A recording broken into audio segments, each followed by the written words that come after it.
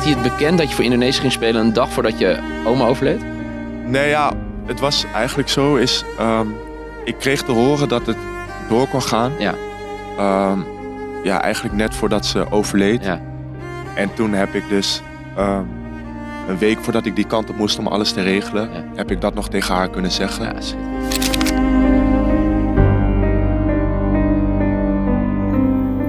Sambil meneguk satu gelas air mata pemain bernama Tomyan Marinus Haye seketika mengucur. Ia tak kuasa membendung kesedihan ketika mengingat sang nenek yang berpulang sebelum melihat cucu kesayangannya itu membela tanah leluhurnya, Indonesia. Bagi Haye, keluarga adalah harta yang tak ternilai. Nou ja, sowieso de band met mijn familie is heel sterk. Ja, hè? Mijn opa was altijd mijn allergrootste fan, maar die is een paar jaar daarvoor overleden. Ja. Ibaratnya keluarga bagi Haye itu hakikatnya adalah sebuah mahakarya cinta untuk mengukir kisah indah di setiap lembaran hidupnya. Ya, ikatan emosional itulah yang mengiringi setiap jengkal langkah hidup Haye hingga sekarang. Bagaimana kisahnya? Sebelum itu jangan lupa subscribe dan nyalakan lonceng notifikasinya agar tidak ketinggalan video terbaru dari Starting 11 Story.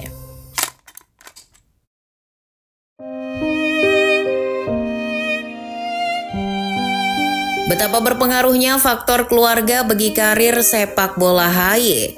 Masa kecilnya yang dihabiskan di Amsterdam terlampau bahagia karena ia punya keluarga yang sangat perhatian padanya. Latar belakang budaya yang kaya dalam keluarganya juga membuat masa kecil Haye terasa berwarna. Haye memiliki dua sosok pahlawan di hidupnya, bukan ayah dan ibunya, melainkan kakek dan neneknya yang berasal dari Indonesia. Kakek Haye berasal dari Solo, sedangkan sang nenek berasal dari Manado. Haye pernah menyebut kakek dan neneknya itu adalah pahlawan sekaligus idolanya. Kakek dan neneknya sangat mencintai cucunya yang satu ini. Mengetahui Haye hobi bermain bola sejak kecil, mereka pun sangat mendukung penuh. Haye mulai disekolahkan di Akademi Ajax Amsterdam sejak usia 11 tahun. Namun, Haye menemui kesulitan ketika berada di akademi terbaik negeri kincir angin tersebut. Haye kalah saing dengan bakat-bakat luar biasa lain yang berasal dari seluruh penjuru dunia. Tapi, kakek dan neneknya tak menyerah. Melihat sang cucu masih punya mimpi sebagai pesepak bola, mereka lalu memindahkan Haye ke Akademi AZ Alkmaar. Jarak tempuh sekitar 1 jam dari tempat tinggalnya ke Alkmaar rela ditempuh demi bisa mengasah bakat sepak bolanya.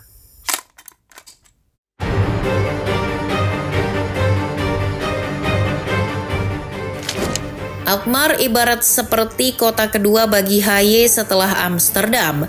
Sebab di kota yang terkenal dengan pasar keju terbesarnya ini, Haye lama ditempa menjadi pesepak bola profesional.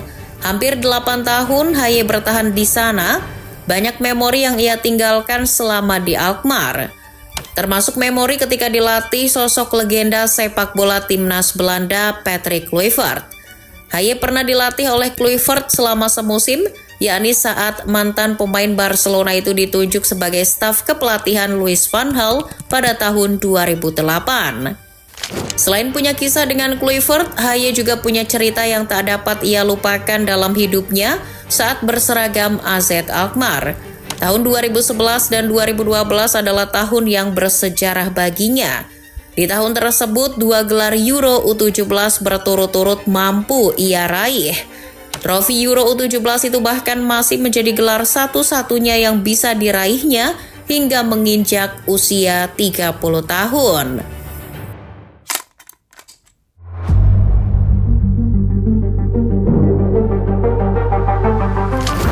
Pasca gelar fenomenal tersebut, di Belanda nama Tom Haye mulai dikenal sebagai sosok gelandang potensial masa depan The Orange. Namun predikat tersebut tak serta-merta membuat Haye langsung debut di level senior. Ia justru baru debut di level senior AZ Alkmaar 2 tahun setelahnya, yakni di tahun 2014. Tepat di usia 19 tahun, mimpi Haye debut di level senior akhirnya terwujud. Dick Advocaat adalah pelatih yang berjasa dalam hidupnya. Advocaat memberikan debut pada Haye di tanggal 23 Februari 2014 saat AZ Alkmaar menghadapi Ajax. Sebagai gelandang bertahan, Haye bermain di babak kedua menggantikan Celso Ortiz. Namun sayang, seribu sayang, keberadaannya di lapangan sekitar 33 menit tak mampu mengubah hasil bagi AZ Alkmaar yang saat itu dibantai 4 gol. Meski hanya sesaat dan kalah, tapi debut itu sangat berharga baginya. Setelah debut tersebut, Haye justru terus jadi penghangat bangku cadangan hingga berakhirnya musim. Begitupun ketika pelatih AZ Alkmaar sudah beralih ke Marco van Basten.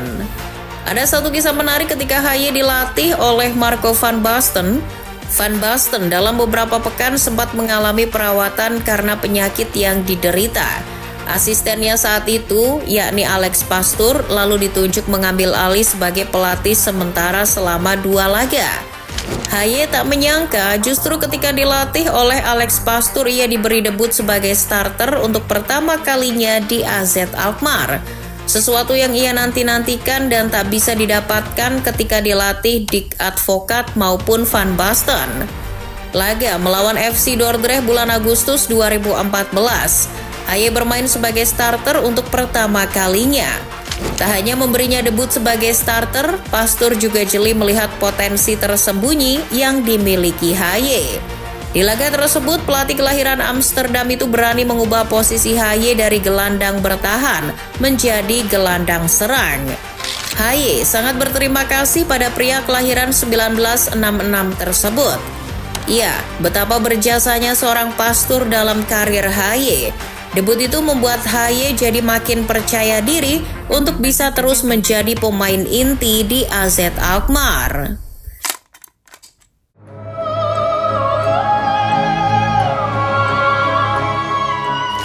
Debutnya menjadi starter adalah pencapaian tertinggi Haye bersama AZ Alkmaar. Tahun berganti tahun, ia akhirnya harus mengakhiri lembaran penuh cerita di AZ Alkmaar pada tahun 2016. Kontrak Haye habis dan ia tak lagi diperpanjang. Di bawah pelatih baru Van der Brom, AZ lebih memilih mengorbitkan bakat muda lain di posisi gelandang seperti Calvin Stengs maupun Gustil. Talenta Haye lalu ditampung oleh klub Belanda lainnya Willem II Tilburg dengan status bebas transfer. Pelatih Willem saat itu Erwin van der Looy percaya bahwa pemain berkualitas seperti Haye bisa menambah variasi bagi timnya. Van der Looy banyak membuat inovasi guna menambah variasi serangan bagi timnya. Salah satunya dengan menempatkan Haye sebagai pemain sayap. Pertama kali hal itu dilakukan di pekan kedua Eredivisie musim 2016-2017 ketika melawan Heracles. Eksperimen Dan Looy tersebut langsung terbukti menuai hasil ketika Willem menang melawan Ajax pada pekan ketiga Eredivisie. Di laga yang berakhir dengan skor 1-2 tersebut, Haye bermain di sayap kiri dan mencetak 1 assist bagi gol kemenangan yang dilesakkan Frans Sol.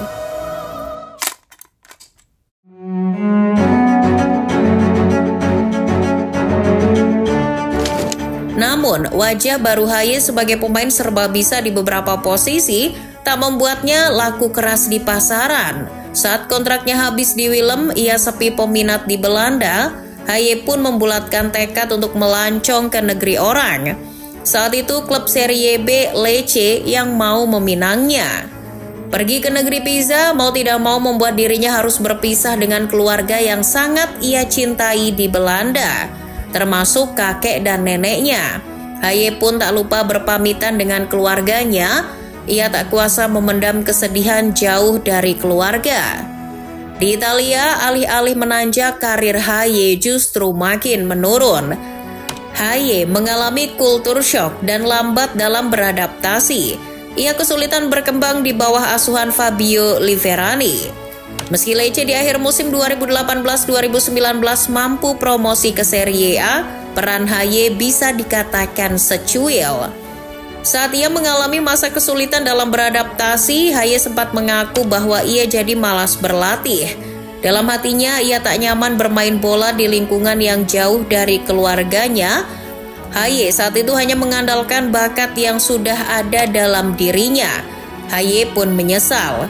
Kemalasan yang ada dalam dirinya itulah yang mengakibatkan performanya menurun. Lecce pun tak mau memperpanjang kontraknya dan akhirnya dilepas.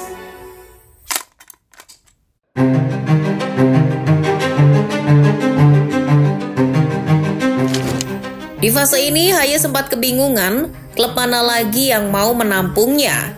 Ia tak tahu harus bagaimana. Lalu ia memutuskan untuk kembali dulu ke Belanda bertemu dengan keluarganya yang sudah sangat ia kangeni. Pulang ke kampung halaman bertemu keluarga membuat hatinya kembali nyaman. Ia lalu bertekad untuk berjuang kembali memperbaiki karirnya di Belanda. Tentu saja, membalikan karir yang sudah kadung hancur memang tak mudah. Ia juga harus kerja keras serta menemukan klub yang tepat. Haye saat itu rela bergabung dengan klub papan bawah Eredivisie ADO Den Haag. Klub tersebut kebetulan dilatih oleh Alan Perdu, pelatih Inggris yang juga baru mencoba peruntungan di Belanda. Namun sayang, kebersamaan Haye bersama Perdu terbilang hanya seumur jagung. Haye gagal meyakinkan Perdu secara permainan. Hanya setengah musim, ADO Den Haag lalu memilih untuk meminjamkannya ke klub Eerste Eredivisie NAC Breda. Atas nama perjuangan karirnya, Haye pun terima berada di klub kasta bawah. Perlahan dari kasta terbawah ini, Haye mulai memperbaiki performanya. Hebatnya, Haye selalu jadi pilihan utama di lini tengah di bawah pelatih NAC Breda yang gonta-ganti seperti Peter Hibala, Maurice Stijn maupun Edwin de Graaf. Selama berada di NAC Breda, ia lalu dicintai oleh fans fanatik mereka yang dinamakan The Red. The Red menganggap Haye sudah menyatu sebagai keluarga. Penampilannya di lapangan sebagai metronom lini tengah membuat Haye akhirnya dijuluki oleh The Red sebagai The Professor. Julukan tersebut berasal dari tokoh fiksi dalam serial La Casa de Papel atau Money Heist. Haye disamakan dengan tokoh The Professor yang diperankan oleh Alvaro Morte. Karakter Haye sebagai pemikir di lapangan dianggap mirip seperti tokoh The Professor.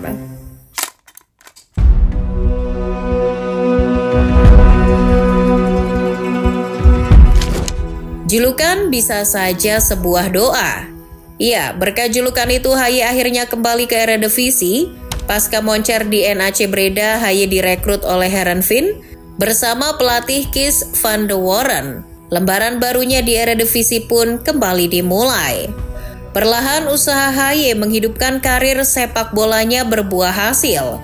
Di Heerenveen ia tak hanya jadi ban serep, ia kembali menjadi pemain penting seperti dulu ketika ia berseragam AZ Alkmaar.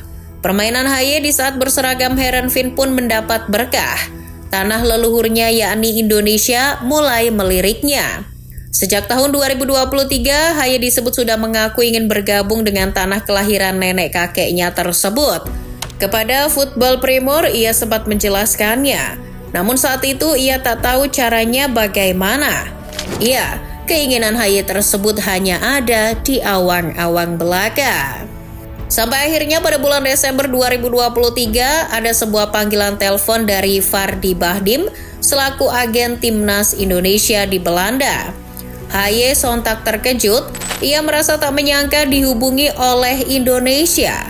Haye pun antusias ketika ditanyai Vardy tentang asal-usul darah keturunan Indonesianya. Dirinya juga ditanyai soal kesanggupannya menjadi warga negara Indonesia untuk membela timnas merah putih.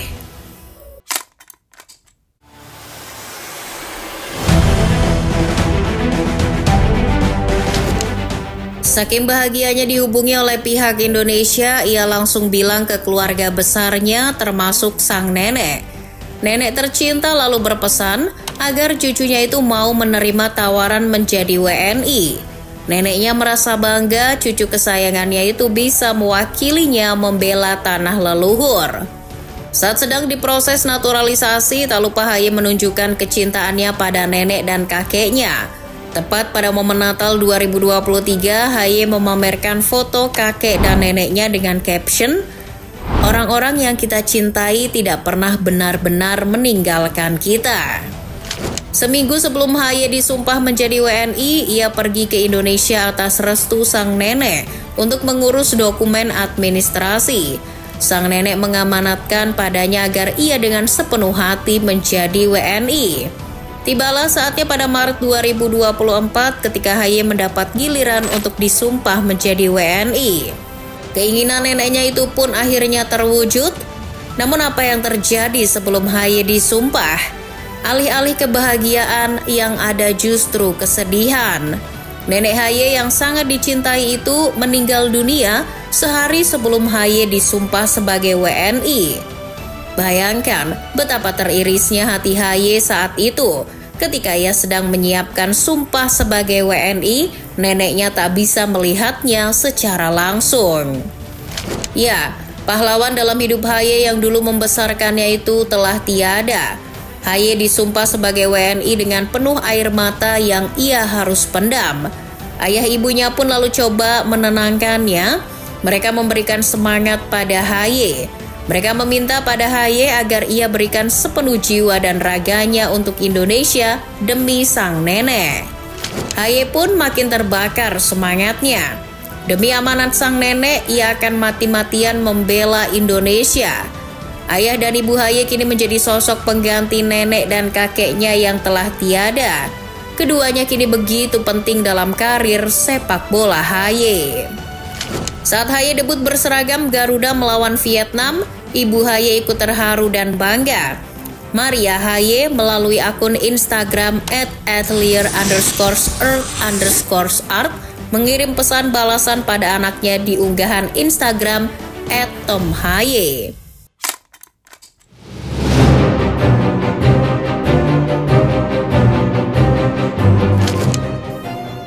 Namun, bangga saja tidak cukup bagi ayah dan ibunya. Pada suatu saat mereka berniat mengunjungi Indonesia untuk menyaksikan langsung anaknya berlaga. Waktu pun tiba saat jelang laga melawan Filipina di GBK bulan Juni 2024. Haye sebelumnya tak mengetahui bahwa ayah dan ibunya itu akan pergi ke Indonesia. Haye hanya tahu bahwa ayah serta ibunya itu takut dan benci untuk terbang dengan pesawat. Sontak Haye pun kaget ketika mendengar bahwa orang tuanya itu benar-benar terbang untuk pertama kalinya ke Jakarta. Tak hanya ayah ibunya saja yang datang, kekasih dan dua anaknya pun ikut dalam rombongan. Mereka datang demi memberikan suntikan semangat pada The Professor. Rombongan itu pun lalu duduk manis di tribun VIP GBK menyaksikan laga Filipina versus Indonesia. Di menit 32, rombongan dari Belanda tersebut langsung diberikan hadiah oleh Haye.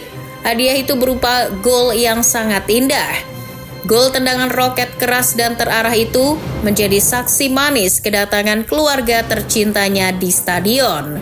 Gol tersebut tak hanya membuat keluarganya bahagia, melainkan juga membuat publik sepak bola Indonesia bersorak penuh euforia.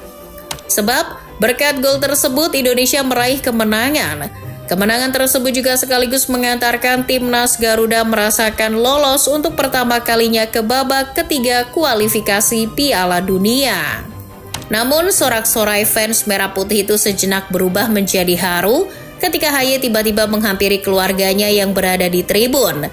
Dengan satu tangkai bunga yang ada dalam genggaman tangannya, ia lalu secara khusus menghampiri sang ayah.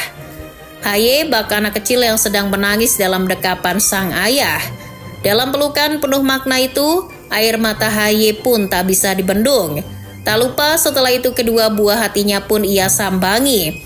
Dua lelaki mungil nan lucu itu secara khusus diberi jersey yang dipakai oleh sang ayah tercinta. Keluarga bagi Haye adalah segalanya. Mereka adalah pelipur lara baginya setelah sang nenek dan kakek tercinta wafat. Melihat momen indah ini, nenek dan kakeknya pasti bangga dan tersenyum di surga sana. Faktor kedekatan keluarga telah mempengaruhi hidup dan karir Haye. Seperti juga apa yang terjadi ketika ia memilih klub.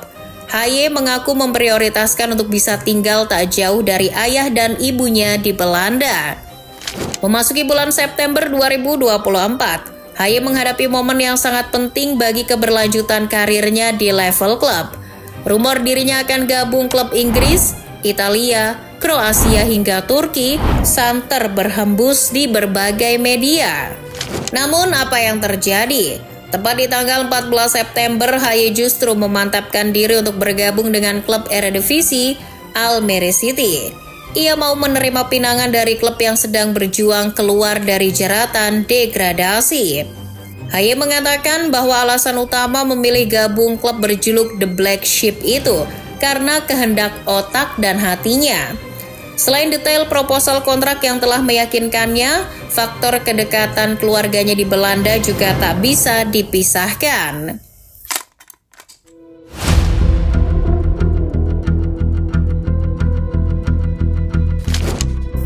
Bersama Almere City, Haye membuka lembaran baru karir sepak bolanya. Ia rela berjuang mengangkat tim papan bawah ini apapun rintangannya, termasuk rintangan bertemu tim lamanya yang telah membuatnya muak, Heerenveen. Hari yang dinantikan pun tiba, Haye punya kesempatan membuktikan diri ketika bertemu mantan timnya di markas Almere City. Alih-alih disapa penuh rasa terima kasih, justru cemoohan yang ia terima dari fans Heerenveen. De Heerenveen supporters die wat uitjouwen. Cemoohan tersebut membuat Haye bingung selama berkostum Heerenveen karena ia merasa sudah berjuang mati-matian. Haye kecewa berat dan seketika berontak. Amarah Haye yang sudah sampai ubun-ubun itu lalu ia luapkan kepada fans Heerenveen. Haye mengangkat tangannya lalu menggerakkannya seperti mulut bebek yang sedang berbicara. Aksi balasan Tom Haye kepada cemoohan fans Heerenveen itu lalu ditegur oleh mantan rekannya, Alireza Jahanbakhsh. Namun persetan bagi Haye. Ia sudah kadung muak dan tidak menggubris teguran tersebut. Bak pisau bermata dua, Haye memang punya dua kepribadian yang sangat berbeda. Ia punya sifat kelembutan dan penuh kasih sayang, namun di sisi lain ia juga mempunyai sifat tegas dan berani. The Professor punya prinsip yang kuat dalam hidupnya untuk berani menentang apa yang dinilainya kurang sesuai dengan jalan yang ia yakini. Sisi lain dari ketegasan dan keberanian Haye tersebut juga tercermin saat ia dilatih oleh Hedwig Maduro di Almere City. Mantan gelandang timnas Belanda itu bisa dibilang menjadi sosok pelatih yang mempunyai perbedaan prinsip dengan Haye. Suatu ketika, Haye sempat mengkritik Maduro ketika dirinya diparkir di bangku cadangan. Haye tak terima dengan keputusan Maduro tersebut. Sebab alasan Maduro mencadangkannya yaitu ketidakcocokan dari segi permainan. Tak hanya itu saja, Haye juga sempat muak dan menentang ketika disebut Maduro sebagai pemain yang malas berlari.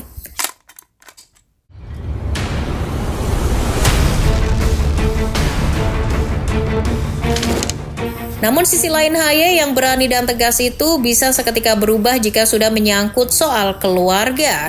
Seperti apa yang tergambar saat jelang laga Timnas Indonesia melawan Arab Saudi.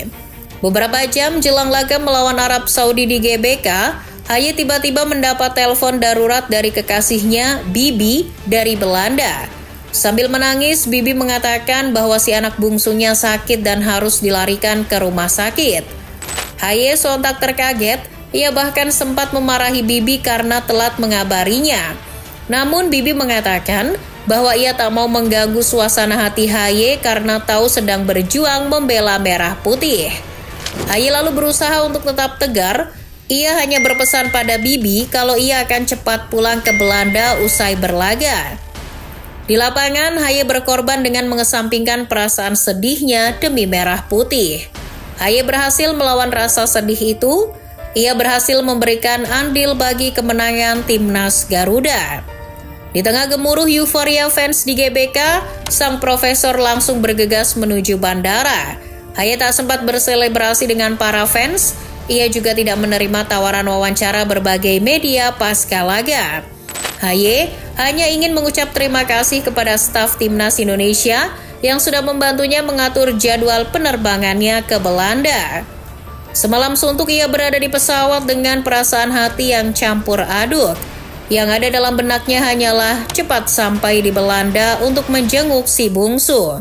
Betapa besarnya pengorbanan Haye dan keluarga bagi Merah Putih. Mereka rela berkorban di saat kondisi yang sebenarnya sedang tidak baik-baik saja.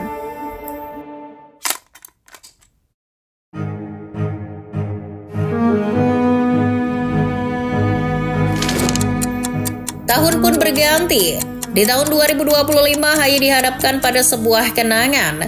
Haye dipertemukan kembali dengan orang-orang yang pernah berjasa dalam karir sepak bolanya. Bukan nenek maupun kakeknya, melainkan orang yang pernah menanganinya di masa lampau. Januari 2025, Patrick Kluivert dan Alex Pastoor datang ke Indonesia. Ia datang ke bumi Nusantara bukan untuk melancong atau sekedar menjenguk Haye, melainkan mereka akan mengarsiteki langsung timnas Garuda. Seketika, Haye pun ikut bahagia. Ia lalu perlahan membuka memori lamanya. Ingatannya pun bergejolak mengenang dua sosok tersebut. Ya, babak nostalgia pun dimulai. Haye sangat berterima kasih kepada timnas Indonesia karena telah dipertemukan kembali dengan mereka. Haye sempat terharu saat ditunjukkan foto dirinya dulu dilatih Patrick Kluivert di Akademi AZ Alkmaar.